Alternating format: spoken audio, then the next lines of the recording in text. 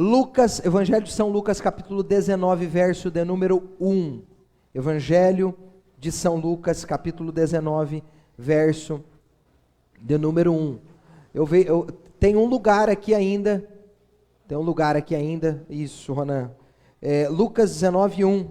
Vamos para o texto? O tema da mensagem de hoje: a vida plena está em Jesus. Você pode repetir comigo? A vida plena está em Jesus. Glória a Deus. Jesus entrou em Jericó. Lucas capítulo 19, verso de número 1. Nós vamos ler 5 textos, 5 versos. Jesus entrou em Jericó e atravessou a cidade.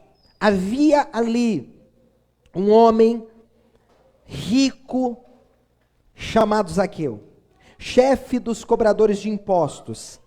Tentava ver Jesus, mas era baixo demais e não conseguia olhar por cima da multidão. Por isso, correu adiante e subiu numa figueira brava, no caminho por onde Jesus passaria. Quando Jesus chegou ali, olhou para cima e disse: Zaqueu, desça depressa, hoje devo hospedar-me em sua casa. Uau! Vamos orar? Peça para que o Espírito de Deus fale ao teu coração, que Ele nos dê inspiração e graça. Pai, nós te louvamos, nós bendizemos o teu santo nome. Estamos felizes porque nos encontramos em tua presença, e o desejo do nosso coração é ouvir a sua voz.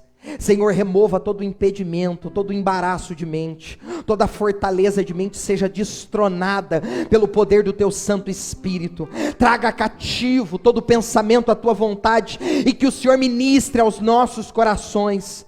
Que saiamos daqui edificados, consolados, encorajados pela tua santa e poderosa palavra. Que os nossos corações se inflamem, ó Deus, em nome de Jesus. Que o teu Santo Espírito, segundo a tua palavra, encontre abrigo em nosso coração, e que retenhamos tudo aquilo que o Senhor deseja a nós comunicar. Que a sua palavra, como uma espada de 2 gumes, ela cumpra o propósito para o qual ela será lançada. Fala conosco, ó Deus, em nome de Jesus. Todo espírito maligno das trevas que se levantou contra essas vidas que aqui estão, manieta-os agora, repreenda-os agora, coloca-os por terra em o nome de Jesus. Fala conosco, fica conosco, é o que eu te peço, em nome de Jesus. Você pode dizer amém aplaudindo a Jesus Cristo? Glórias a Deus. Queridos, no antigo Texas, há uma história muito interessante de um jovem delinquente e infrator, que por conta dos seus muitos crimes, ele acabou pela justiça sendo condenado em prisão perpétua. O fato é que essa história vai comover aquela cidade, aquele estado, e a população se indigna, e ela começa agora a se unir para fazer um protesto contra a prisão daquele jovem infrator e delinquente. Eles se unem e começam os protestos, e lá pelas tantas, essas informações chegam aos ouvidos de do governador daquele estado, que diante daquelas informações e notícias, ele percebe que o clamor daquele povo era que eles considerassem o fato de que aquele moço não era tão mau assim, e que poderiam dar a ele uma carta de perdão, liberando e dando a ele a oportunidade de sentir-se livre e gozar de uma nova chance. O governador avalia e decide, por conta da pressão popular, tomar uma decisão. Ele vai redigir uma carta de perdão, enviada pelo Estado, com o aval dos seus pares, e ele decide visitar aquela prisão, e conhecer aquele rapaz pessoalmente. Só que ele não queria, num primeiro momento, ser identificado como governador. Ele toma em mãos uma Bíblia sagrada, dobra a carta de perdão, coloca dentro da Bíblia e vai sentido aquela prisão. Ele já conhecia quem era, sabia do nome, se identifica naquele presídio, e por ser uma autoridade, ele é convidado para ir até a cela onde estava aquele jovem infrator que havia sido condenado em prisão perpétua. E quando ele chega próximo à cela, aquele jovem logo avista. E diz a história que quando ele olha para aquele governador e vê ele com um traje social, mais formal e com uma Bíblia em mãos, ele começa a hostilizá-lo, xingá-lo, e diz a ele: vai embora daqui, seu religioso maldito, eu não preciso de você, você não pode fazer nada por mim. E ele fica por alguns minutos hostilizando, a ponto do governador perceber que não tinha como dialogar, travar ali um diálogo com aquele jovem. E ele decide ir embora. E quando ele está indo embora, ele pensa que o povo estava errado quanto à vida daquele moço. Que mesmo se ele tivesse uma nova chance, talvez, ele não valorizaria. E ele não teria êxito diante de mais uma chance a ele dada. Passa-se os anos, e outros crimes são descobertos, e agora ele vai ser condenado à prisão perpétua. E no dia da sua prisão, por ser uma figura muito conhecida, ele chama a atenção e os holofotes para si, e diz que uma multidão acompanhava o dia da sua execução, que o processo era guilhotina, era decapitação, era a maneira como o Estado daqueles dias se valia para imprimir medo no coração dos infratores, porque a lei só vale para quem infringe as leis. Para quem não infringe lei, a lei para nada serve.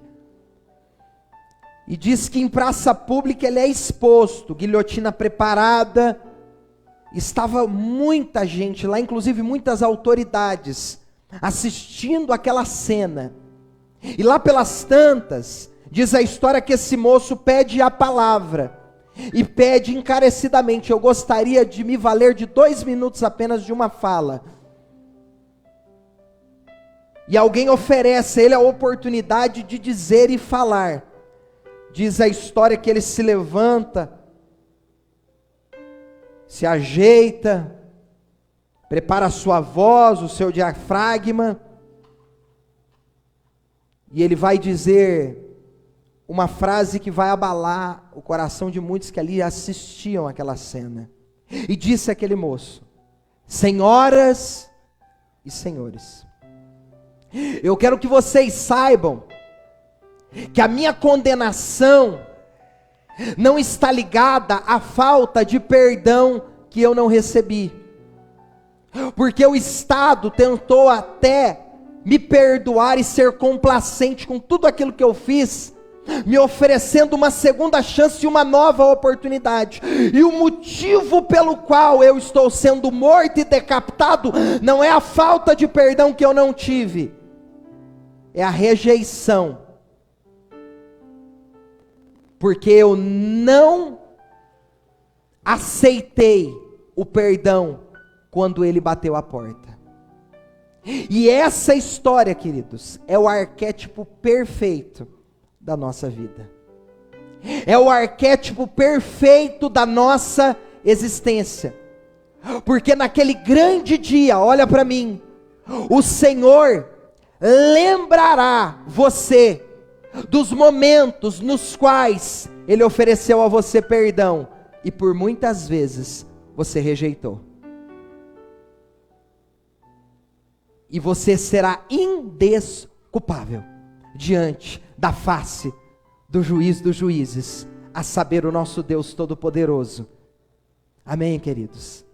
Nós estamos diante de um texto que conta a história de um homem, que esse homem tem aspectos que muito se assemelham às nossas vidas, os pares que aqui estão.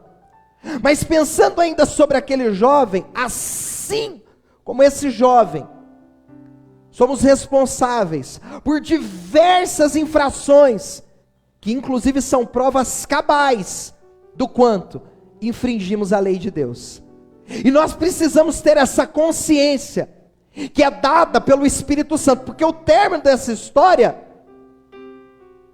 é esse homem sendo colocado diante de quem de fato ele é, e não de quem ele pensa ser, porque há pessoas aqui que pensam ser, mas não sabem às vezes quem são diante de Deus, e quem pode aferi-lo com precisão e perícia é o Senhor, porque vamos combinar, tem coisa que só papai sabe que tu faz, ou se sabe, porque os olhos do Senhor estão em todos os lugares, contemplando os bons e os maus.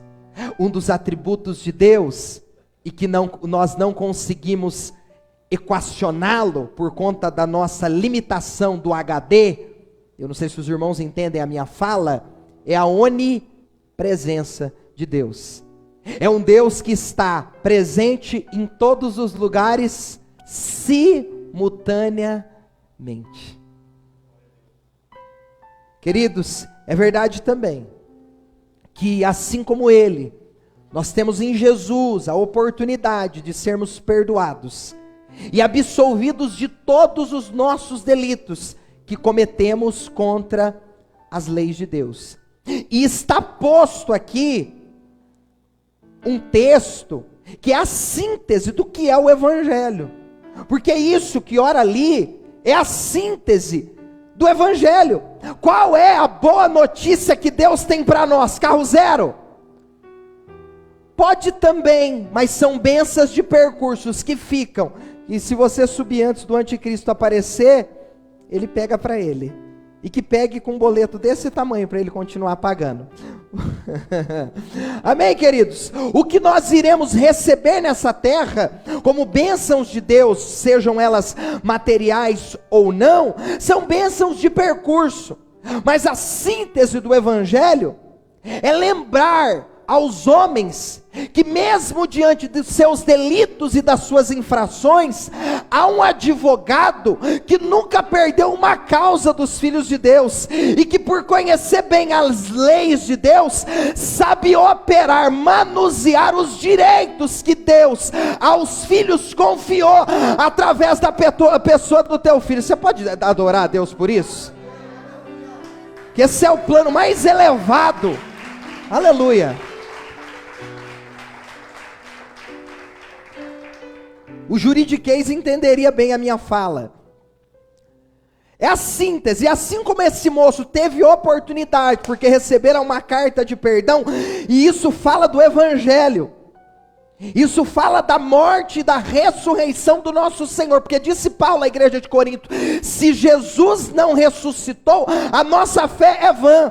E se nós esperamos Jesus somente para essa vida, somos os piores dos miseráveis. Por quê? Porque nós anelamos a nova Jerusalém, nós anelamos novos céus e nova terra. Por isso que na minha opinião, e a opinião de muitos teólogos, a palavra arrebatamento, que do original tem a ideia de arrancados com força, é porque tem gente que está tão apegada à terra, que se Deus não arrancar com força, fica. Aí Deus está falando, tu é meu, eu te conheço pelo teu nome, não é que você não quer subir, eu faço você subir, eu venho e te arranco com força, deixa tudo para trás, porque o que eu tenho para te oferecer é a eternidade. Olho não viu, ouvido não ouviu, não subiu ao coração do homem, são as coisas preparadas para aqueles que Deus amam. Será que tem filhos amados de Deus aqui? Alabacantorobigalavassia. Aleluia, eu sinto a presença dele. Aleluia. Aleluia. Essa oportunidade é nos apresentada todas as vezes, em que Jesus passa. Tem uma música interessante, me lembrei agora. É um corinho de fogo, os penteca gostam. E quando eu coloco, o Benjamin entra nos mistérios lá, ele fala: pai, coloca passa Jesus. E a música, a riqueza da letra, não existe muita riqueza de letra, tem mais unção e graça de Deus, porque é só assim, passa Jesus, passa Jesus, passa Jesus, passa Jesus. Eu falo: continua passando Jesus. E essa oportunidade nos é apresentada quando Jesus, por vezes, ou constantemente, Ele passa por nós e nos oferece de maneira graciosa, porque diz a palavra de Deus que Ele nos atraiu com laços de amor e de misericórdia. Irmãos, eu me derreto na presença do amado. Para Ele eu sou facinho toda hora. A pastora às vezes me encontra no escritório, ela vai chorando de novo. Eu falei: eu vou fazer o que na presença dele? Eu vou fazer o que? Quando ele chega, eu não consigo resistir. A única coisa que eu digo: eu te amo, eu te amo, eu te amo. Às vezes eu não consigo formar frases, e de vez em quando eu tenho as minhas músicas originais que eu a ele ofereço. Disse hoje pela manhã: qual música autoral que você já cantou para o seu Jesus? Pastor, eu não entendi. Aquela música que você vai cantar no banheiro e você vai desenvolvê-la só para ele. De vez em quando eu falo: hoje eu não vou cantar música de ninguém, hoje eu vou cantar as minhas. Irmãos, eu não escrevo música aqui não, tá? Não tem essa unção não, muito pelo contrário. Está muito distante de mim tudo isso. Eu começo a inventar letras e canto as minhas próprias canções para ele. Eu falo: eu quero oferecer ao Senhor algo inédito que ninguém até hoje ofereceu. Amém, irmãos? Isso é dimensão de adoração. Isso é gratidão a Deus. É quando nós nos aproximamos do amado, do eterno, do gracioso, da pessoa bendita do nosso Senhor. E nós somos atraídos a cada momento em que nós nos aproximamos.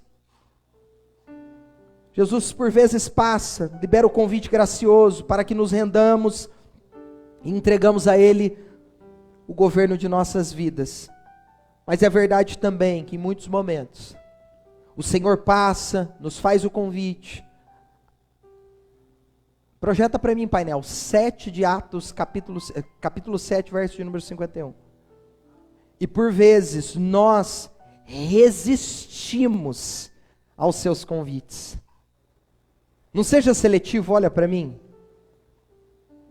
Nós temos a habilidade e a perícia de sermos seletivos com Deus, como se nós pudéssemos ludibriá-lo. Por vezes o Senhor passa, libera o convite gracioso, quase que irresistível.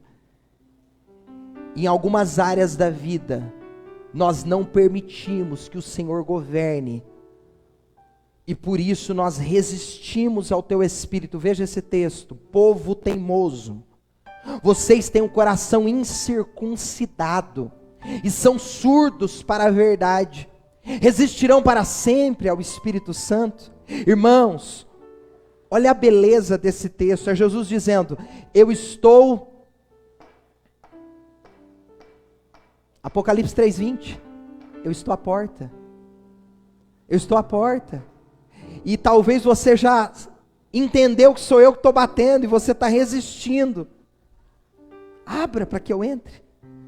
Para sempre o Espírito Santo foi o que seus antepassados fizeram, e vocês também o fazem. O 52, painel, para me dar contexto.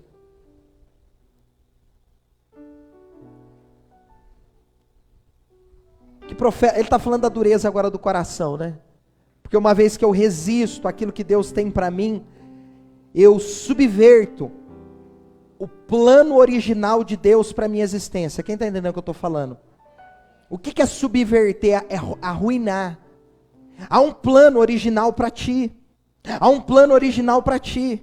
Há um plano original para ti, que Deus, o Senhor, estabeleceu a teu respeito. E quando eu resisto àquilo que Deus está comunicando, falando e desejando, eu subverto esse plano original e me distancio do propósito original de Deus. Sabe o que sobra? Cacos de gente pedaços de pessoas. É o que eu quero, em poucos minutos aqui, partilhar isso com os irmãos. Mas antes, me permita me valer do verso de número 1 do capítulo 19, para que você entenda a questão da resistência. A Bíblia diz: e Jesus entrou em Jericó e atravessava a cidade. Queridos, vocês sabem que a Jericó, ou Jericó, era conhecida como uma fortaleza. Só que não há fortaleza que seja segura sem Jesus. Jesus está passando em Jericó. E Jericó fala, tipifica, aponta, simboliza alegoricamente o que muitas vezes nós construímos em volta de nós. Aquilo que eu disse agora, resistência, muralhas. Eu não permito que pessoas, conselhos, orientações e até mesmo Deus entre na minha Jericó. Quem está entendendo o que eu estou falando aqui, irmãos? E essas barreiras construídas impedem o acesso de muitas pessoas. Talvez você está aqui sentado e quanta muralha há em torno de você, quanta resistência há em torno de você, por conta até do contexto que você viveu, a cultura que você experimentou, os abusos que você sofreu, as histórias que você construiu ao longo dos anos, longe de Deus, lhe tornou alguém desconfiado. Tomé, eu tenho que ver para crer. Alguém que não confia facilmente, alguém que não acredita a mensagem de ninguém, valor, porque é alguém desconfiado o tempo todo, porque um dia lhe fizeram juras de amor em um altar, colocaram nas tuas mãos uma aliança, e os anos se passaram, e aquele que foi o grande amor, se tornou o maior vilão, e hoje você diz o quê? Eu não confio em ninguém. O problema é que isso foi transmitido para a tua relação com Deus, e você se tornou resistente e não percebeu. Você criou muralhas, cercas, não permitindo que o Espírito de Deus pudesse governar todos os níveis da sua vida, todas as áreas da sua existência, inclusive a sua sexualidade. Amém ou não amém, irmãos? Você está acanhado hoje, o que está acontecendo? Agora veja, ainda que existam Jericós construídas pelo meu eu, o texto está dizendo, e Jesus estava atravessando aonde? Jericó. Sabe por quê? Porque é uma notícia de Deus para alguém aqui. Você pode fazer muralha para homens, você pode impedir homens, mas o meu espírito você não impede de invadir a tua Jericó. E mais uma vez, por graça, amor, bondade, misericórdia, eu te sentei nessa cadeira para dizer, eu insisto em você, eu acredito em você, eu amo você e quero governar a tua história. Aleluia! Aleluia! Aleluia! E passando ele por Jericó, atravessava uma cidade. Olha que riqueza do texto, irmãos. Porque cidade fala da habitação de muitas pessoas, sim ou não? E numa cidade tem pessoas que entram para passar, outras para hospedar e outras para habitar. E Jesus está dizendo, eu estou atravessando na sua Jericó, mas eu não vim para passar, eu não vim para hospedar, eu vim para ficar. Aleluia, glória a Deus. Tem alguém que o coração está se abrindo para que o Espírito de Deus faça em ti morada. Eu não quero passar na tua vida, eu não quero hospedar na tua história, eu quero morar na tua história, eu quero viver 24 horas ao teu lado. Eu quero que você me adore na segunda, na terça, na quarta, na quinta, no sábado, no domingo, todos os dias, todos os minutos da tua existência. É a vontade de Deus. Você pode dizer comigo, é a vontade de Deus. Aleluia. Queridos, veja o verso número 2, eu preciso correr. Havia ali, olha isso, um homem rico, chamado Zaqueu, chefe dos cobradores de impostos. Havia ali um homem rico, chamado Zaqueu, chefe dos cobradores de impostos.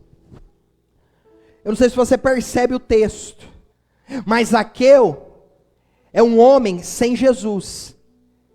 E o tema hoje, vida plena, somente em Jesus. Só que veja as características de Zaqueu.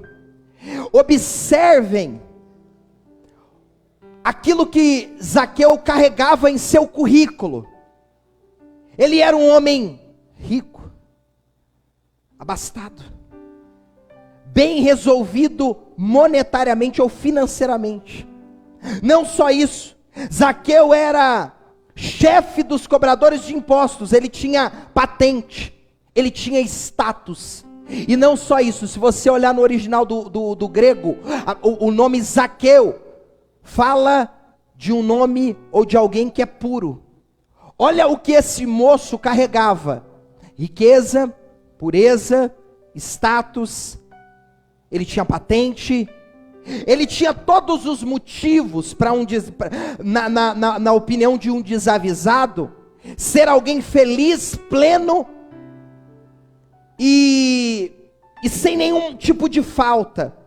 Eu disse hoje pela manhã, sabe qual que é a maior tristeza de um ser humano? É ele projetar para um futuro na sua timeline um projeto que Jesus não caiba.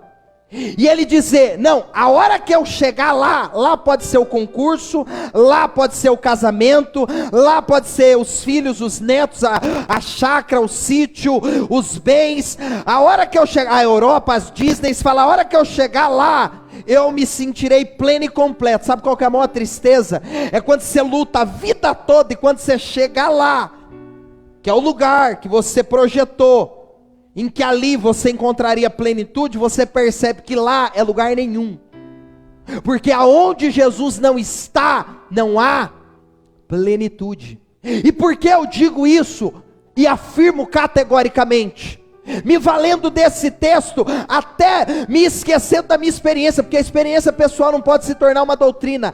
É óbvio que se eu perguntar para qualquer irmão aqui, que teve uma experiência genuína com Jesus, ele vai aquilatar e afirmar que houve no calendário da vida dele uma transformação antes de Jesus e depois de Jesus, porque Jesus mudou até o calendário romano. Você acha que ele não vai mudar a tua vida? Porque nós nos referimos ao tempo, diferente do calendário judaico, antes de Jesus e depois de Jesus. O calendário judaico são 5.780 anos. Nós estamos no ano de 2021. Cadê os 3.000 anos? Comeu? Bicho papão comeu? Não! É porque a nossa cultura foi influenciada pela vinda de Jesus. Porque os judeus não creem no Messias. Amém, irmãos? Os irmãos estão entendendo isso aqui? Zaqueu aparentemente tinha tudo. E o que é a fortaleza, irmãos, de Jericó em mim, ou as fortalezas do meu eu? Elas podem ser a composição de coisa que nos ajudam a manutenir a vida sem Jesus. Porque é possível você, por um período longo da vida, viver sem Jesus. Eu vivi 26 anos da minha vida. E eu fui aplicando doses de adrenalina, e adrenalina que é uma figura de linguagem para tudo que você imagina de pecado, da prostituição às drogas e bebidas, para me sentir feliz, pleno, satisfeito, completo, realizado. É o que disse Santo Agostinho: o homem tem um vazio do tamanho de Deus. Qual é o tamanho de Deus? Nada pode substituí-lo. Então tudo que você coloca nesse vazio, ele não vai ser eficiente, porque ele pode até gerar adrenalinas, pode até liberar alguma ocitocina, e tantos inas da vida que são os hormônios do prazer, mas eles não podem dar plenitude diariamente. Você vive um dia, 1 hora, 2 horas, 1 mês, numa festa, feliz, satisfeito, completo, contente, mas logo você cai na tristeza, no marasmo que você sentia, e aí o que te sobra não é vida, é existência, porque existir e viver são coisas distintas. Há quem diga que quem não tem Jesus existe, porque só existe é um pedaço de carne que anda. Ou você nunca conheceu pessoas que dizem, e eu aconselho muitas pessoas, e atendo pessoas que contraíram problemas de natureza psíquica, como por exemplo a depressão. E uma das alegações, ou das reclamações dessas pessoas, e eu não quero aqui ser insensível, amém? Dizer que isso é Satanás, é pecado, é demônio, porque há um aspecto aí neurológico e uma série de outras coisas que não cabe agora e não teríamos tempo para nós pautarmos esse ponto. Mas veja, essas pessoas dizem, pastor, os meus dias estão cinzas, a minha vontade, o meu desejo é ficar em cima da cama, eu não tenho prazer de viver, eu não tenho alegria na vida. O que é isso, irmãos? Em muitos momentos nós sentimos isso, quando nós não temos Jesus no centro, no governo de todas as coisas da nossa vida. E aí nós vamos nos valendo de coisas que vão compondo a nossa existência. Aí é um carro, aí o carro, ele exerce sobre você uma alegria de 6 meses. Você já viu quem compra coisa nova? Compra o carro, o maridão, chonado pelo carro, ele gosta. É um cara, eu sou bem desligado com isso, mas tem homem que gosta. Ele gosta tanto que ele fica passando a mão assim no carro, ó. A esposa passa e fala, nossa, que vontade de ser o carro. Que eu esfrega, faz tempo que o velho não me pega desse jeito. Aí tá... Ela fala, queria ser eu aí no lugar desse carro, para ele dar essa esfregada em mim também. Escandaliza não, tá? Você assiste coisa pior e ouve coisa pior. Aqui pra mim. Aí... essa pessoa compra lá, meu Deus, é um apreço, é um desespero, não toca no meu carro, cuidado filho, pelo amor de Deus, meu Deus, pega, menina, ele vai riscar o carro, esse carro, aquele desespero, lava o carro todo dia, segunda, quarta e sexta, lava o carro, limpa o carro, aspira o carro, cheira o carro, é cheirinho, é desodorante pro carro, tem tudo, tá feliz, aquilo trouxe vida, aquilo despertou coisas boas, virou razão. É uma composição que vai lhe ajudar a manuterir na vida sem Jesus, mas passa. Dá 6 meses você fala, estou querendo trocar de carro. Você conheceu alguém assim? Aí você vai lá no shopping, enfia a cara, tadinho do marido. Até Jesus voltar, compra a loja inteira. Estava com 70% de desconto. Sandália de R$1.000 que é para... meu Deus. Aí vem feliz, está animada, está linda, está se sentindo mais gostosa. Ai, como eu estou bem, ô vida, ô que delícia. Passa o tempo, se sente infeliz de novo. Aí o que precisa fazer, irmãos? Fala para mim. Pegar o cartão do velhinho e voltar no shopping. É uma alegria que ela é produzida pela composição dos dias que você vai colocando neles. Só que isso é igual droga. Você precisa ficar aumentando as doses.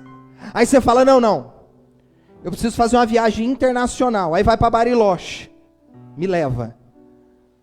Aí foi lá, o casamento deu aquele up. Não, nós estamos em lua de mel, 3 meses está querendo o divórcio.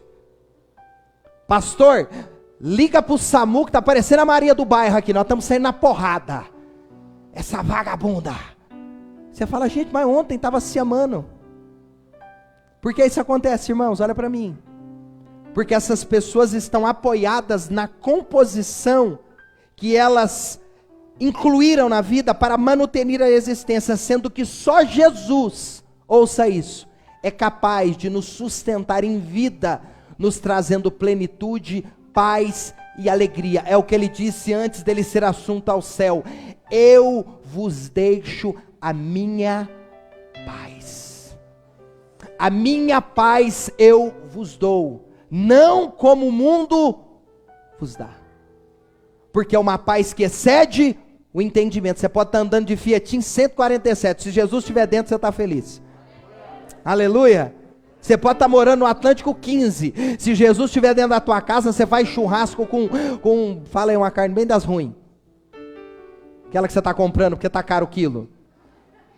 Aquela linguiça, aquela vermelha, cabo de rei. fazendo um churrasco com um cabo de rei, você está na alegria com a veinha, ô glória, pega o pão tá duro, tá nada, pega a frigideira, corta, joga manteiga, pobre manja, não manja? Quem nunca? Pega o pão é de ontem, pode pegar, não é para os cachorros, não é para nós, aí já amolece o pão, já joga lá alegria, faz festa, adora a Deus, Jeová está lá, sabe por quê? Porque aonde está Jesus, a plenitude, a alegria, a paz, aleluia.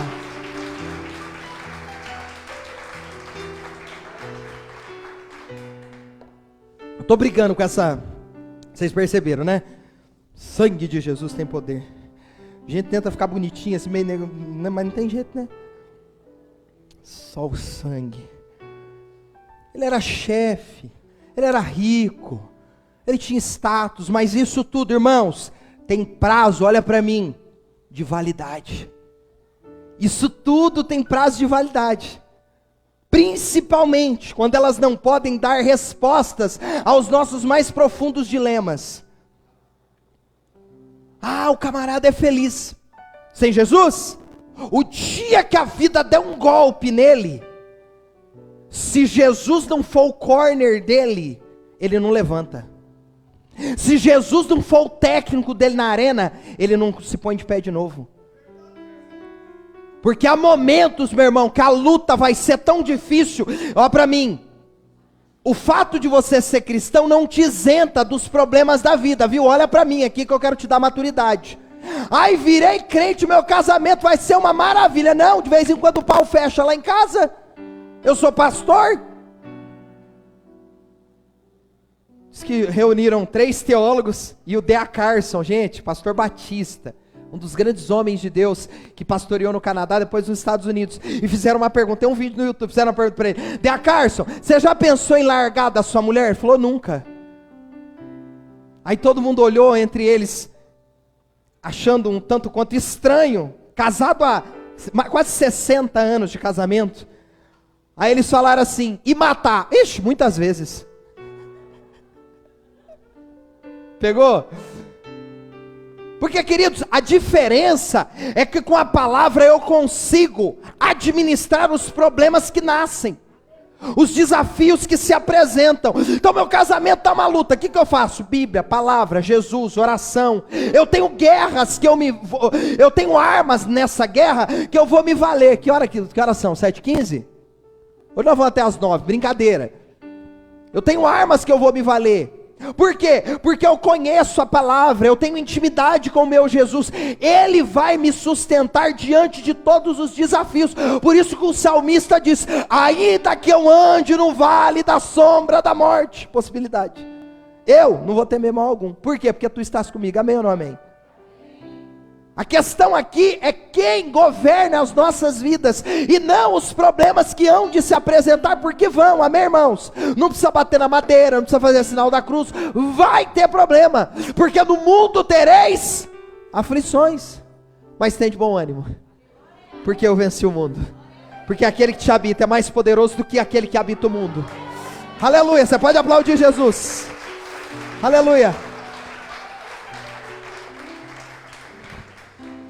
Tudo aquilo que aquele homem construiu em torno dele tinha prazo de validade, irmãos.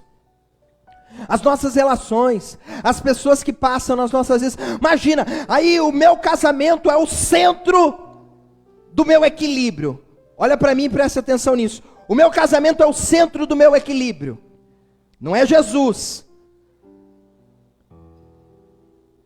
Aí eu me torno viúvo, e a viuvez me assola numa idade que eu nunca imaginei que eu poderia vivê-la, prematuramente. Se o meu casamento era o centro do meu equilíbrio, o que acontece com alguém que não tem mais o casamento como centro? Desanda, se perde. Agora, quando tudo está em Jesus, Ele é a minha pérola de grande valor, Ele é a minha base sólida, Ele é a minha fortaleza, Ele é socorro bem presente nos tempos da angústia, Ele é meu baluarte, Ele é o meu galardão. Queridos, Ele permanece para sempre. Não tem prazo de validade a minha relação com Ele. Quem está entendendo o que eu estou falando? Veja o verso número 3, eu estou indo para o final. Tentava ver, Jesus, mas era baixo demais e não conseguia olhar por cima da multidão. O que eu entendo nesse texto é que o que buscamos fora de Jesus se tornará inútil. E por que eu afirmo isso? Me valendo do texto, sendo fiel ao texto sagrado. A Bíblia diz que Zaqueu, por informações ou as notícias que visitaram aqueles dias, aquele lugar, fica sabendo, é sabido da vinda de Jesus. E agora ele tenta, em outras versões, procura saber quem era Jesus. Ou seja, aquele homem estava em busca constante de algo que pudesse preenchê-lo, dar a ele significado, significância. Os irmãos estão entendendo isso? Porque escute, irmãos, eu estou encerrando. O que não nos preenche mais, começa a nos cansar e a nos irritar. E inevitavelmente nós o substituímos. Por que você acha que o número de divórcios no Brasil é alarmante, assustador, acachapante? Porque as pessoas centram no casamento todas as suas expectativas. Elas pensam que no casamento vai convergir todas as coisas, e é em Cristo. E quando isso acontece, o casamento, as relações, elas podem durar por um período, elas podem ser boas, mas chegará um tempo que elas se tornarão insuficientes para aquilo que você precisa e necessita. E aí sabe o que vai acontecer? Aquilo começa a te cansar, te irritar. Você fala: que casamento porcaria, que empresa porcaria, que salário porcaria.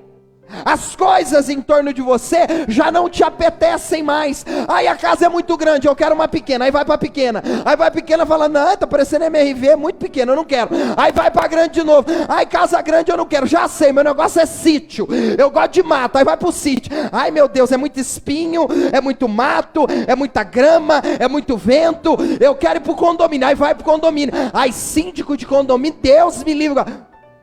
Vai para Marte, fofo. O que você está buscando é a satisfação em coisas que não pode lhe oferecer. Amém ou não amém, irmãos? E isso que não oferece mais a você plenitude, começa a te cansar e irrita. E aí você começa a substituir, é igual droga. Ninguém começou fumando crack. Eu comecei fumando cigarro, para dar um tapa, um barato. Fumava um cigarro, você ficava o quê? Quem já fumou sabe, tonto. Ou mais, né? Fumava um cigarro, fiquei tonto. Daqui a pouco, segundo cigarro, terceiro cigarro, e começava a fumar Marlboro, né? Daqui a pouco estava fumando Eight. Aí começou a beber, não, é socialmente, é 2 garrafinhas lá no bola, porque é meus amigos, é um tempo de qualidade, eu quero refletir, eu quero me satisfazer, eu preciso de um tempo para eu respirar. Aí foi lá, com pose original, aí traz lá original. Hoje está tomando nem cristal, coitado. Aí daqui a pouco não é mais cerveja, é conhacão. Fala aí uma mistura de conhaque com alguma coisa bem doida aí. Como que é, Iago? Como que é? Olha o pinguinho ali, ó. Cortesano com o que, pinga? Fala aí. Aí é que a gente vai pegando os ex-viciados aqui. Começou a fumar maconha, não, é só uma maconha. Aí começou maconha, daqui a pouco crack, daqui a pouco cocaína. Por quê? Porque você vai injetando adrenalinas maiores, porque o barato já não existe mais. Por quê? Porque aquilo que você está buscando na verdade, por trás da sua busca, é a intenção de você se locupletar, de você se preencher, se sentir pleno, feliz, completo. Fora que você carrega com essas buscas as suas frustrações, que fala das suas muralhas, que são invisíveis. Porque muitas das suas decisões, e muito dos passos que você dá, e muito dos pensamentos que lhe habitam, falam da timeline que você teve, das frustrações que você viveu, as pessoas que você perdeu, a falta de apoio ou muito apoio, a falta de proteção, a superproteção que não deu a você equilíbrio. E tudo isso vai desaguar na nossa idade adulta, quando nós encontramos criança de 90 quilos, é velho de 70, 60 anos, que coloca uma calça apertada, começa a fazer dieta, camisão, e quer pegar menina de 18, velho. Aí você olha e fala, tudo bem? É a bisneta? Fala, não, é minha esposa. Se liga. Toma vergonha nessa sua cara, você já tem 60, meu filho. Já está caminhando para Nova Jerusalém. Aceita que dói menos. Vai voltar com a tia lá. Que assanhamento que é esse? Aí coloca umas boxes lá, tudo caído com as boxes lá, achando que é o gostoso. Aqui não tem, só na América. O que é isso, irmãos? O que é isso, irmãos? É busca, é fuga. É fuga. Mas só em Jesus nós teremos plenitude, amém? Só nele, só nele, somente nele. É bem provável que Zaqueu talvez estava cansado, frustrado, habitava dor, tristeza em seu coração, porque cansa, não cansa? Eu me lembro quando eu pisei a primeira vez numa igreja evangélica, 26 anos de idade. Eu cheguei lá, todo pomposo, uma aparência de que está tudo bem, obrigado, mas destruído dentro de mim. E quando eu ouvi a palavra do evangelho sendo pregada, eu disse, é tudo isso que eu busquei fora de Jesus. Eu encontrei. Ele é a minha resposta. Ele é tudo que eu precisava e eu não preciso de mais nada. Não é Jesus e mais uma, não. É só Ele, tá bom. Ou melhor, Ele é suficiente. Por isso que Ele é o meu suficiente Salvador e eu não tenho outro. Amém, queridos? Zaqueu talvez, certamente estava cansado. Porque ele tentava, em outras versões diz, ele procurava. Talvez essas tentativas ocorreram outrora. Essas buscas, essas procuras ocorreram outrora. Talvez Zaqueu procurou em namoros, em relacionamentos, em amigos, em lugares, em cidades, em empregos, em promoções, no dinheiro, nas novidades. Porque tem gente que vive de novidade em novidade. E nós viveríamos novidade de vida, não é de novidade em novidade. A Bíblia não pede, não nos oferece e nem nos promete viver de novidade em novidade, mas é uma novidade de vida. E Zaqueu, agora, ele procura. E sabe o que eu acho interessante? Eu estou indo para o final. A Bíblia diz que, por isso, quando ele sabe que Jesus estava na Jericó dele, a Bíblia diz que ele corre adiante de Jesus. E esse texto, queridos, fala da urgência que há em nós nos encontrarmos com Jesus, ou nós entregarmos o governo de todas as coisas para Jesus. Há uma urgência. Qual área da tua vida você retém ainda? Qual área da sua vida falta entregar a Jesus? Você precisa entregar hoje. A Bíblia diz que ele corre, e isso fala do tempo que é chegado. Nós não podemos esperar, é hoje, é já. A mudança é hoje, a mudança é agora.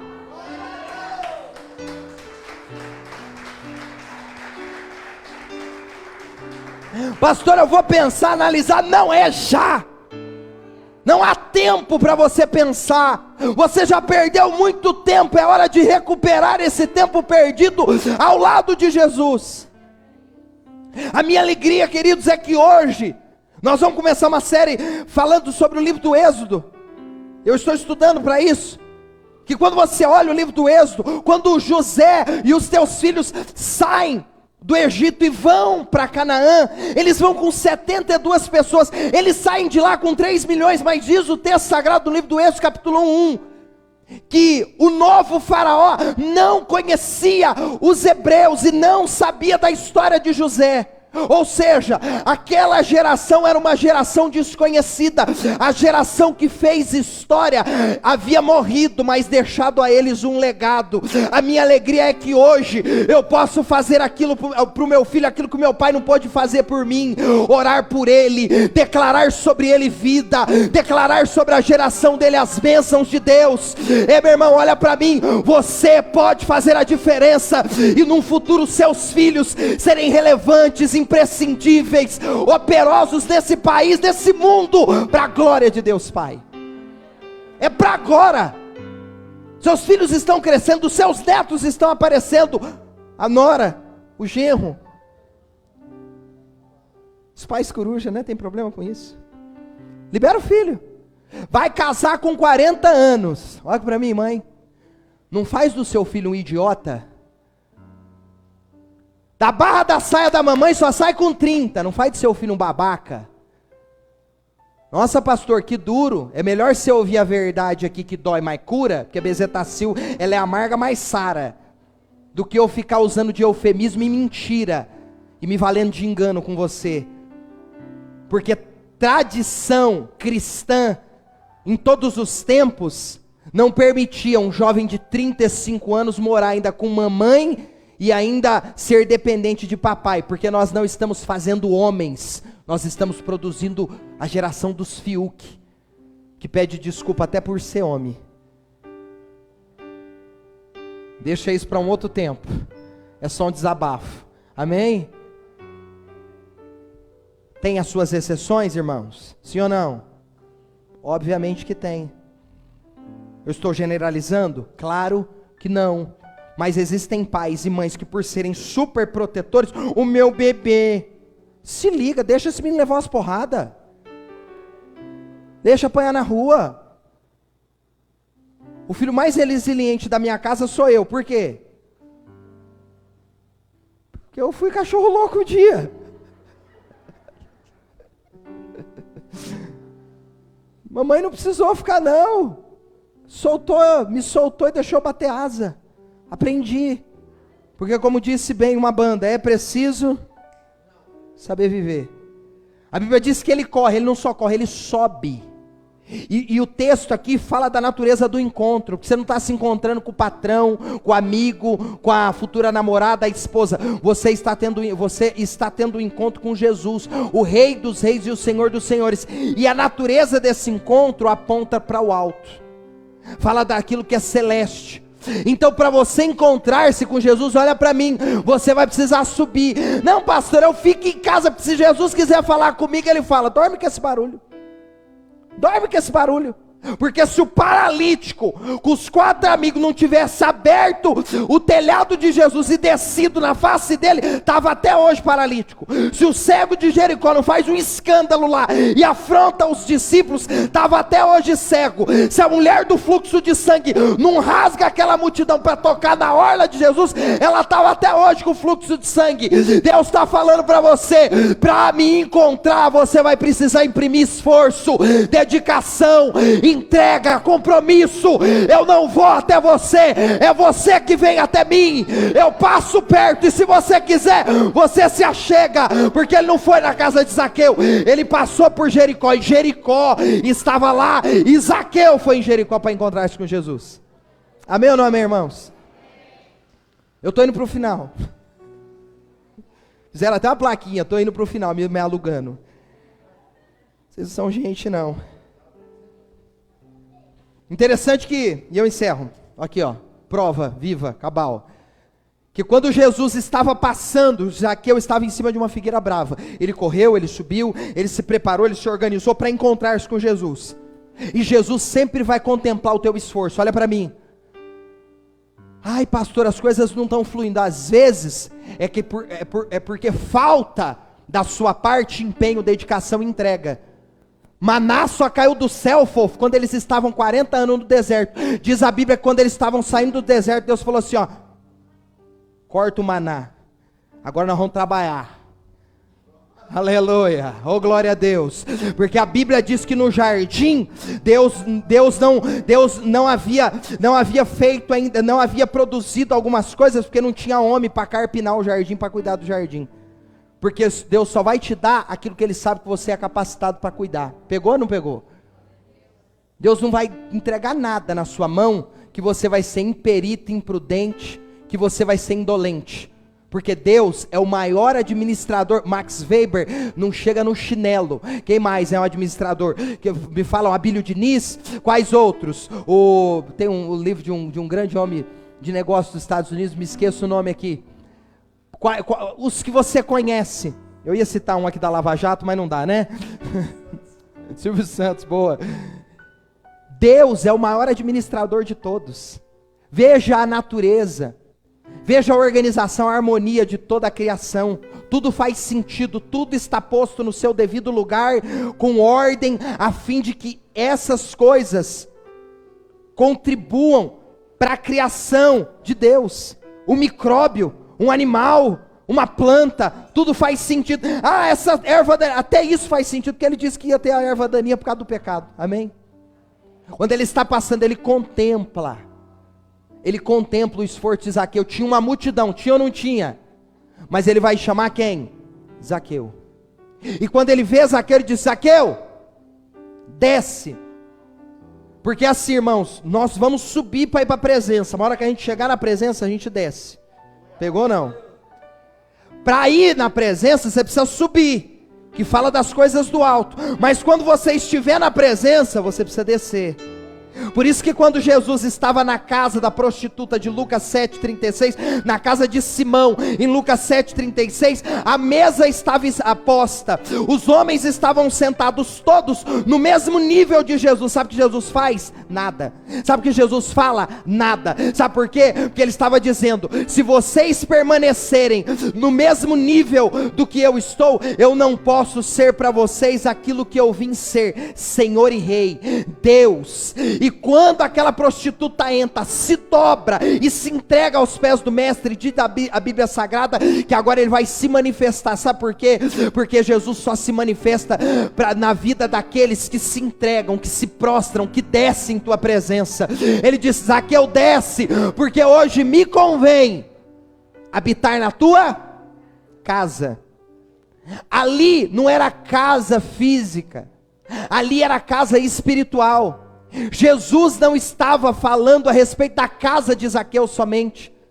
Por que eu sei disso? Porque quando Jesus está dentro da casa de Zaqueu, a Bíblia Sagrada diz que Zaqueu agora, ele vai ter um rompante, e ele vai entender, compreender todos os erros que ele havia cometido, segundo as leis de Deus, e ele vai dizer: Senhor, se eu defraudei alguém, tudo que eu defraudei, eu devolverei 4 vezes mais. Ou seja, ali caiu uma consciência que é exercida pelo Espírito de Deus. Aquele homem agora recebe salvação, e Jesus olha para ele e vai dizer: hoje entrou salvação aonde? Na sua? Entrou salvação no cômodo? Entrou salvação no sofá? Zaqueu, hoje entrou salvação na tua casa. 1 Coríntios 3,16: não sabeis vós que é templo de Deus e que o Espírito de Deus habita em vós? Zaqueu, porque você me buscou, porque você correu, porque você subiu, eu estou liberando sobre você o meu Espírito, e a partir de hoje o vazio que existia não existirá mais. Eita Jesus, eu estou todo arrepiado. Nós vamos ceiar, e eu gostaria que os diáconos pegassem os elementos da ceia, que falam da morte e da ressurreição do nosso Senhor bendito. Pastor, quem está apto a ceiar? Olha para mim. Todos aqueles que foram batizados em uma igreja evangélica. Pastor, há outros pré-requisitos além desses? Absolutamente não. Primeiro, a ceia não pertence a nenhuma instituição, muito menos a alguma denominação. Em 1 Coríntios capítulo 11, verso de número 23, Paulo ensinando aquilo que ele recebeu no Espírito, porque ele nunca participou de ceia com Jesus, mas no Espírito lhe foi revelado aquilo que Jesus havia partilhado com os discípulos, e ele vai dizer: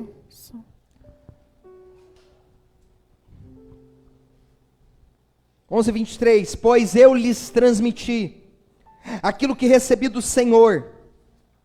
Na noite em que o Senhor Jesus foi traído, ele tomou o pão, agradeceu a Deus, partiu e disse: este é o meu corpo, que é entregue por vocês, façam isto em memória de mim. Da mesma forma, depois da ceia, tomou o cálice e disse: este é o cálice da nova aliança, confirmada com o meu sangue.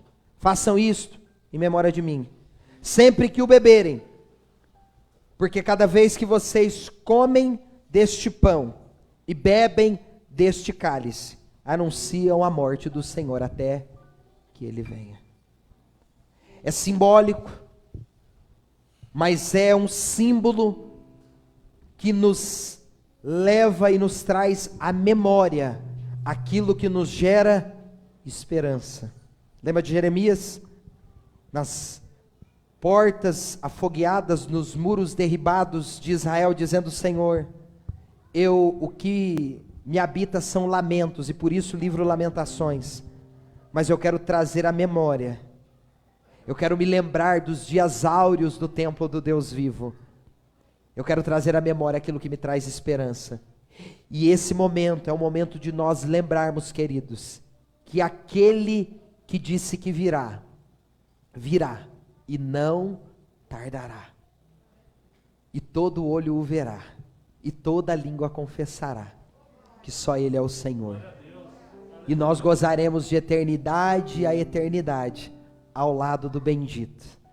Você que batizou em uma igreja evangélica, você está apto a cear. Pastor, eu estou em pecado, então ninguém toma aqui, inclusive eu, porque o apóstolo João vai dizer: se vocês disserem que não tem pecado, faz de Deus um mentiroso.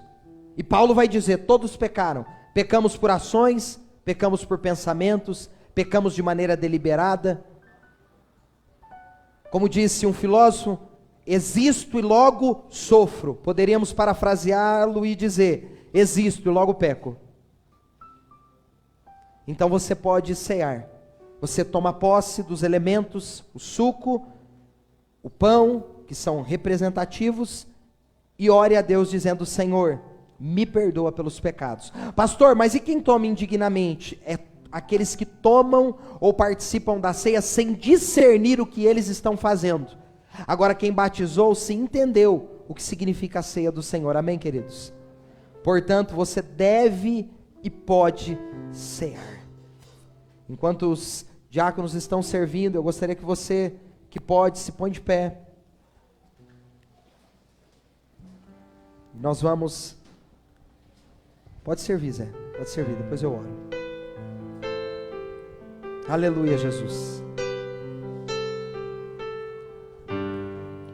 Uma chance igual a essa, Meu Deus, talvez eu não tenha mais.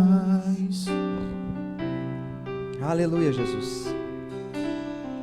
Quero estar em sua presença. Quero estar em tua presença, nem que seja a última vez. Aleluia.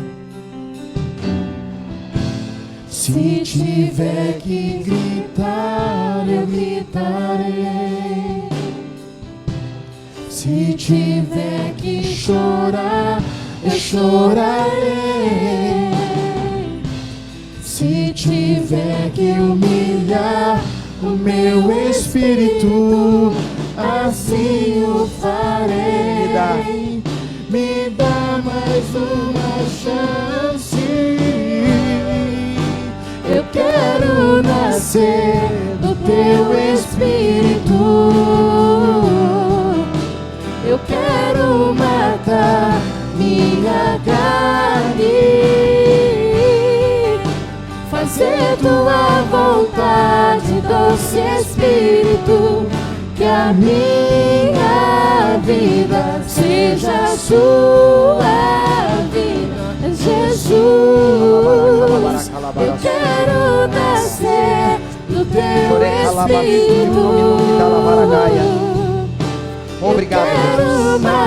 Obrigado, Espírito Santo, pela oportunidade, por estarmos em tua presença, por podermos levantar o memorial, fazermos menção da morte e da sua ressurreição. Aleluia. Seja a sua vida, Jesus.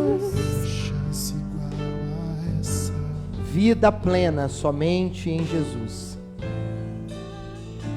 Diz a história que em uma das guerras, um pai que tinha um único filho, era viúvo, havia contraído viuvez, era ele e o filho. Vê o seu filho sendo alistado para a guerra. O coração lhe pesa. E diz a história que no meio da guerra, em um dos confrontos, aquele filho altruísta, um menino de bom caráter, um menino educado, criado pelo pai nos caminhos do Senhor, viu um amigo exposto a perigo e riscos eminentes, porque ele havia observado os inimigos nas proximidades. Ele vai ao encontro desse amigo para tentá-lo tirar daquele lugar de exposição. De repente ele leva um tiro no meio da guerra e aquele filho morre.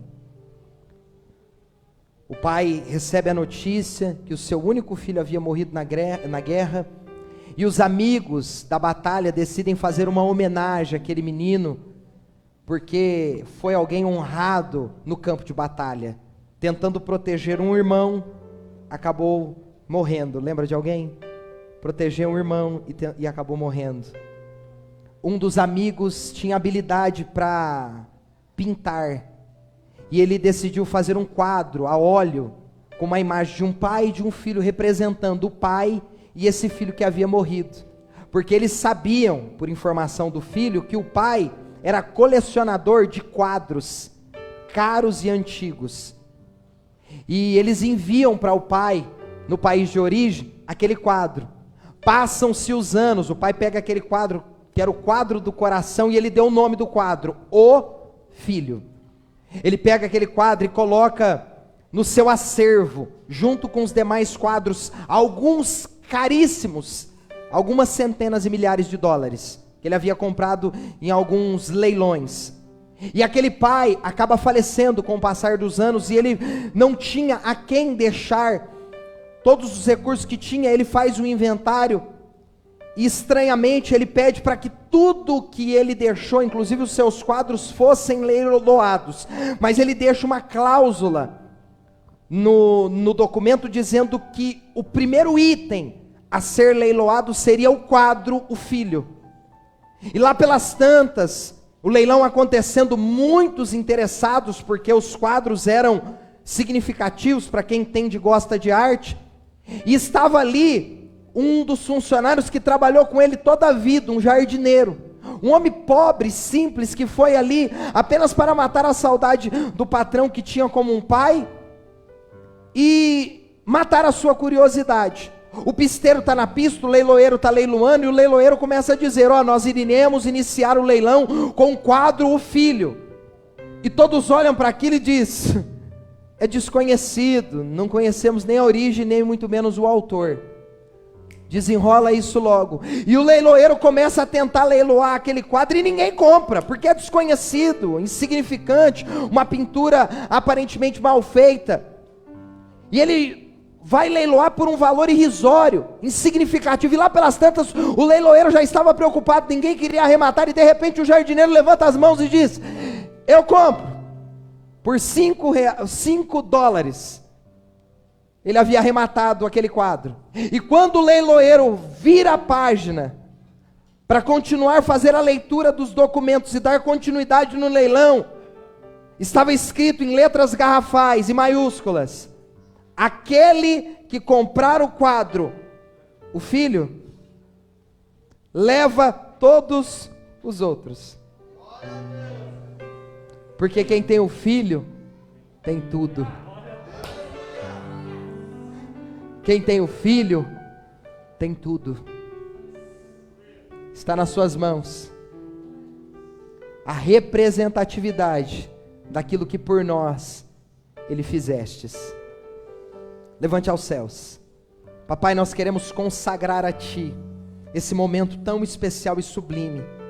Declarar que somos nada sem o Senhor. Que o Senhor é aquele que tem nos sustentado. O Senhor é o motivo da nossa existência, da nossa alegria e paz. O Senhor é o motivo da nossa satisfação.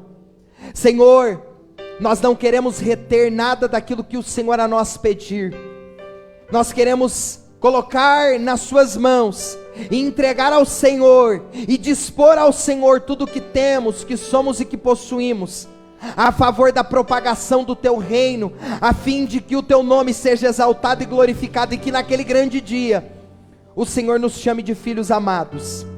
Obrigado pelo corpo que foi esmagado e imolado no madeiro.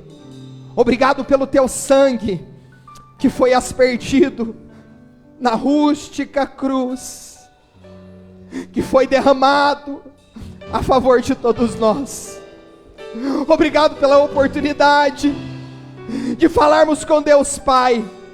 Obrigado porque o Senhor é quem nos reconciliou com Deus, e somente o Senhor é quem pode mediar a nossa relação com Ele. Por isso o adoramos, porque temos um advogado fiel, temos um justo advogado, aquele que jamais perderá as suas causas. Nós te amamos, Jesus. Contempla esse momento, fortaleça aqueles que aqui estão, aqueles que estão em seus lares. Encha-nos da Tua presença, que haja vigor espiritual nessa hora. Rabacolocide prominalagalavássia. Enche os Teus filhos, Pai. Nós apresentamos diante do Senhor e partilhamos do suco e do pão, em nome de Jesus. Você pode cear agora, adorando ao Senhor e glorificando a Ele. Aleluia, aleluia. Seja edificado, seja fortalecido agora. Isso, permita que as línguas estranhas tomem os seus lábios. Permita que as línguas estranhas tomem os seus lábios. Aqueles que oram em línguas não oram para si, mas para Deus. Labaracominaracominaragaia. Eita, Jesus, Tu és santo. Eu quero matar minha carne. Aleluia. Fazer Tua vontade, doce Espírito, que a minha vida seja Tua vida, Jesus. Aquela outra música que vocês cantaram, terceira.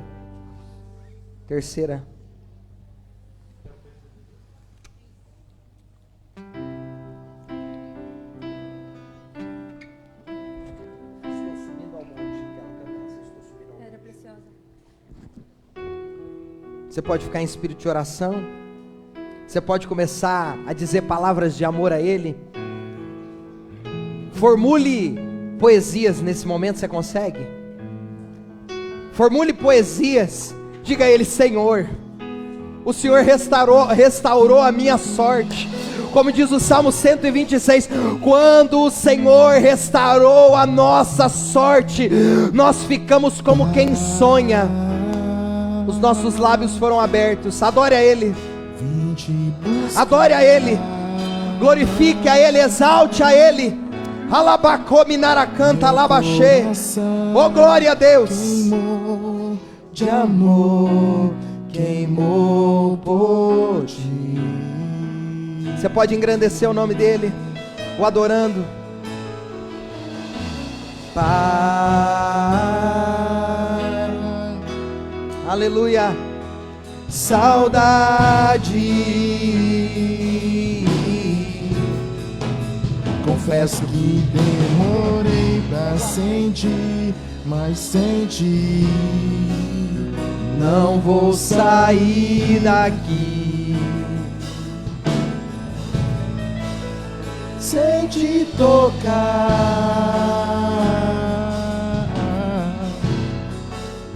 sem tocado por ti. Você pode adorá-lo? Nada vai me atrair.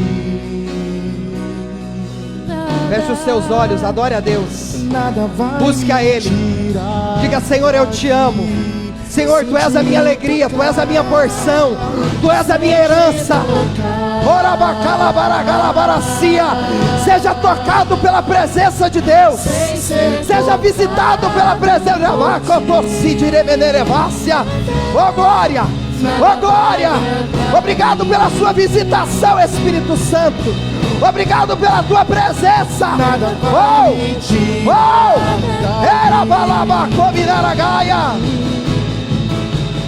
Estou subindo ao monte. Oh, eu estou subindo para buscar a presença dEle. Eu estou subindo para ver a face dEle.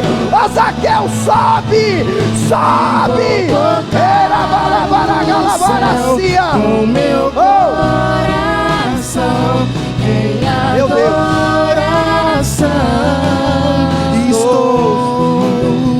Estou subindo ao monte santo de Sião,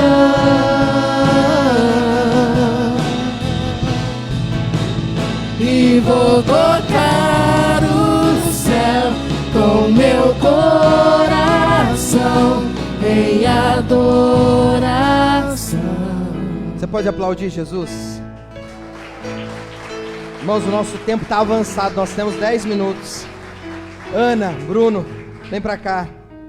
Filhos amados, de fé. Pastora, por favor. Isso, podem subir aqui. O louvor. Isso, libera eu. Isso, podem descer.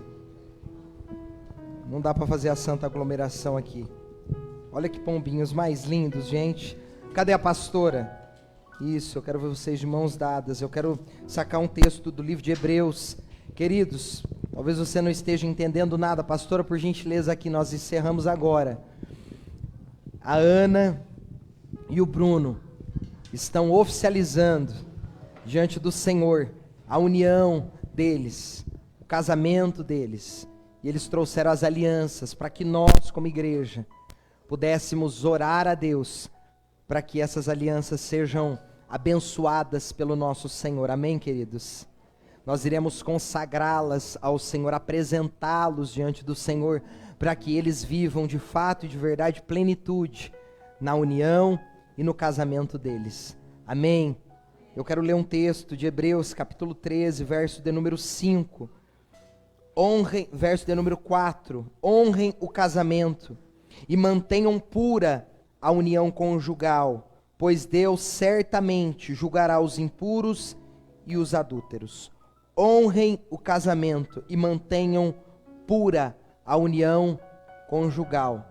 Falar sobre casamento nesses dias é quase que um desafio, uma vez que o casamento monogâmico, constituído por Deus, a fim de que ele fosse a sua instituição mais elevada na sociedade, tem perdido o seu valor, dado o fato de que os indivíduos que o compõem não compreendem o que é a grandeza de um casamento, que nasce inclusive no sexo. Agora, o conselho que eu quero dar a vocês, e é um conselho empírico, prático. Eu não quero aqui subestimar a inteligência de vocês, muito menos a daqueles que são casados e sabem que qualquer sentimento que nós o desejássemos, que não estivesse alinhado com as realidades de um casamento verdadeiro, logo vocês diriam: o pastor está inventando história, porque isso é Hollywood, isso não tem, e é um fato. E eu aprendi nesses anos de casado, né, princesa? A mulher mais linda dessa igreja, me perdoe as demais, estou investindo pesado, é caro, viu, irmão? Já vou te adiantando. Pititinho, papatinho, né? A irmã Kelly que gosta. É unha, é cabelo, meu Jesus, é coisa é um negócio assim, é a coisa mais vale a pena, né, linda? Minha princesa. Agora, o que eu tenho aprendido, eu quero aqui partilhar com vocês antes de nós orarmos, é que o casamento, irmãos, escute isso, ele não é sustentado por um sentimento. Esse é o grande equívoco de muitas pessoas dentro da união. O casamento, ele é sustentado por uma aliança, que é um pacto feito diante de Deus, e não é um acordo, é um pacto, que não há fim. E porque você fez essa aliança, ela vai gerir, ela vai conduzir você em momentos que os seus sentimentos podem dizer a você, abra mão disso.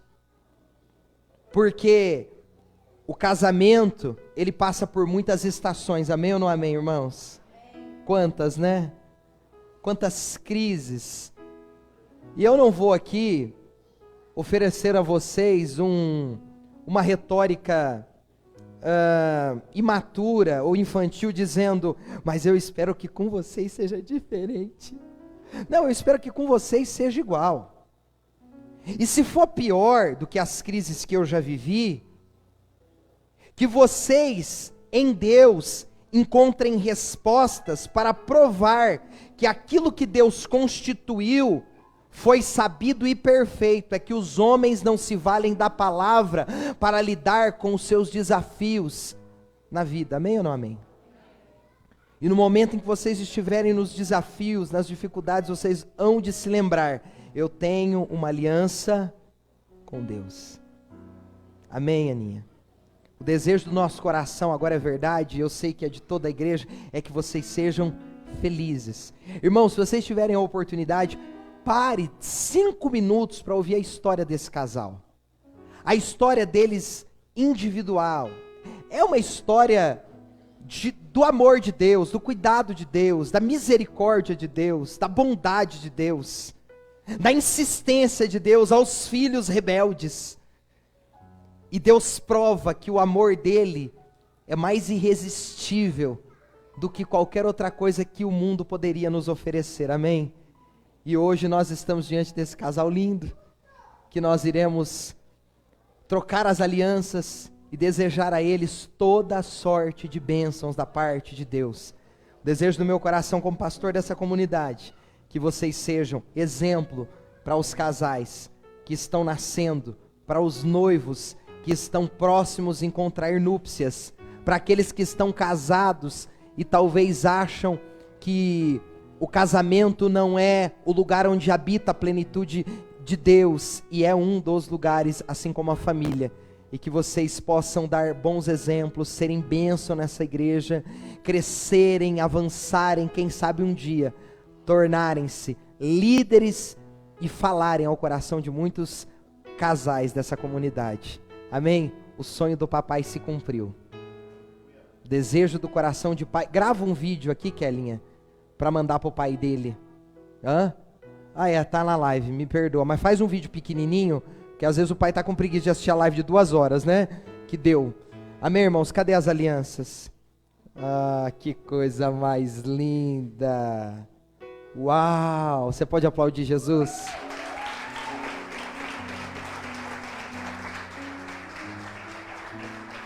Vira de frente para ela. Queridos, não é a cerimônia de casamento, tá? Antes eu quero ungir as alianças. Coloca a mão de você, a sua mão de baixo, a mão dele de baixo e a sua em cima e as alianças em cima. Faça isso. Pode ficar de frente os dois. Isso. Eu quero ungir as alianças. Isso. A mão dele como mão de apoio. A mão do homem é a mão do apoio. É a mão que sustenta a casa. As feministas se acalmem, hein? Falar isso hoje é quase um politicamente incorreto. Isso. Deixa eu tocar nas alianças. Isso. Eu quero ungí-las. Você pode estender as mãos para cá. Coloca as mãos sobre ela. Senhor, nós consagramos a Ti essa união, esse casamento. Nós sabemos que esse relacionamento nasceu no seu coração para um propósito. Que eles vivam a plenitude desse propósito e sejam felizes. Que eles consigam romper e vencer todas as estações, ó Deus, que hão de se aproximar dessa relação. que o teu Espírito os guie, que eles, ó Deus, não resistam às orientações e aos conselhos do Senhor nos momentos de dificuldade, nos momentos de rebeldia do coração, nos momentos de desapontamento, de frustração, que, ó Deus, habita toda e qualquer relação. Encha-os da tua presença, Deus, que o Senhor seja o centro desse relacionamento, que o Senhor os guie e que eles sejam, ó Deus, um casal operoso, próspero, cheio do teu Espírito, ó Deus, que eles se transformem em um exemplo para essa comunidade. Ó Deus, toca neles agora, encha-os da tua presença agora.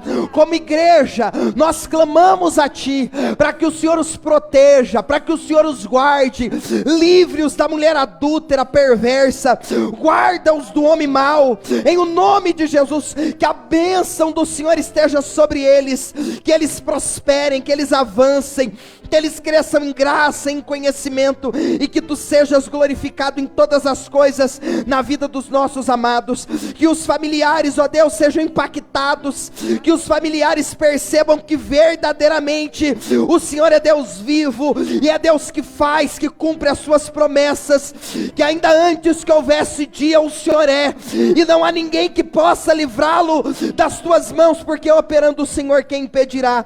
Nós abençoamos eles agora, na autoridade do nome de Jesus. Você pode dizer amém e aplaudir a Jesus? Coloca a aliança nela, isso, a dela, segura dele, da mão, isso, a mão do casal, isso. Deixa eu sair da foto agora para ficar lindo, vai. Momento especial, devagar, Ana, com calma. Uau, glória a Deus. Isso. Agora nós vamos abusar, né?